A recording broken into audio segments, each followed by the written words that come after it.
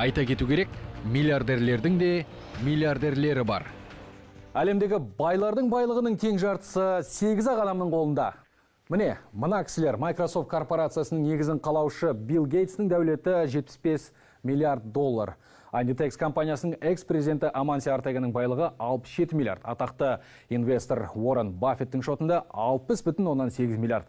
Көк қағаз болса, мексикандық кәсіпкер Карлос Слим Элудің жиған тергені 50 миллиардқа жеткен. Amazon компаниясының басшысы Джефф Безостың қалтасында 45,2 миллиард доллар бар. Ал Facebook'тың негізін қалаушы Марк Цукербергтің қоржынындағы көк қағаз қазір 44,6 миллиардқа жеткен. Oracle компаниясын басқаратын Ларри Эллисонның байлығы 43,6 миллиард болса, Bloomberg агенттігінің кіндік әкесі Майкл Блумбергтің дәулеті тұп-тура 40 миллиард доллар.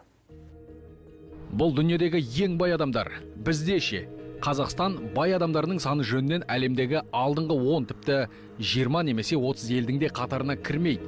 Бірақ бізде де дәулеті асқандар жоқ емес. Жалпы Қазақстанның байлығы кімдердің қолында?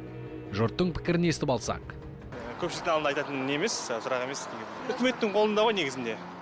Үкіметтің қолында негізінде үкімет көп нәрсені істей алуға болады. Әрине халықтың. Халықтың қолында деп ойлаймын. Қазақстанның байлығы депутаттар мен министрлардың қолында, басқа ешкім қолында емес. Солар аман болсын. Әлбетте, ресми байлар тізіміне кірмейтін, бірақ миллиардтары асып тасқан байманаптар да бар деседі жұрт. Әрине оларды түгендеп балашатын емес, біз Forbes-тың ресми тізіміне кіргендерді атап өтсек.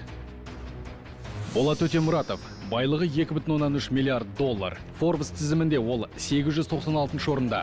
Владимир Ким, қазақмыс қожайынның қоржында 2,1 миллиард доллар бар. Әлем байларының көшінде ол 970 орын алады. Тимур Құлыбаев және оның жұбайы Динара Құлыбаева. Forbes журналы әрқайсының дәулеті 2,1 миллиард доллардан деп есептеп отыр. Жалпы көште 973 орында. Али Джон Ибрагимов, NRC корпорациясы құрылтайшыларының бірі. Ол 1,9 миллиард доллармен Forbes-тың 1098 орнына жайғасып отыр. Бұл Forbes-қа кірген асары алпауыт олигархтар, ал тізімге енбеген байлар қаншама. Бастысы олар байлыққа қалай кенелді?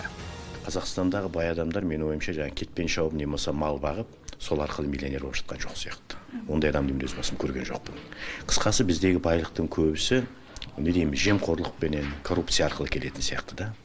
Таза кәдімгі өзінің еңбегіменен бай болған адамдар өте аз, және ондай байлар бір мыңғырып Forbes-қа кіріп жатқан жоқ. Қалай десек те, байлық бір есептен мемлекеттің қуатын айқындайтын күш. Содан болар ақштың ақ дегені алғыс, қара дегені қарғыс боп тұрғаны. Жаһандық өлшеммен алсақ, Қазақстанды орасан зор әлеуетіне қарамастан, әлі де бай мемлекет деп айтпайды. Себебі олай деу үшін халықтың кемі 60-70% ауқатты тұру керек.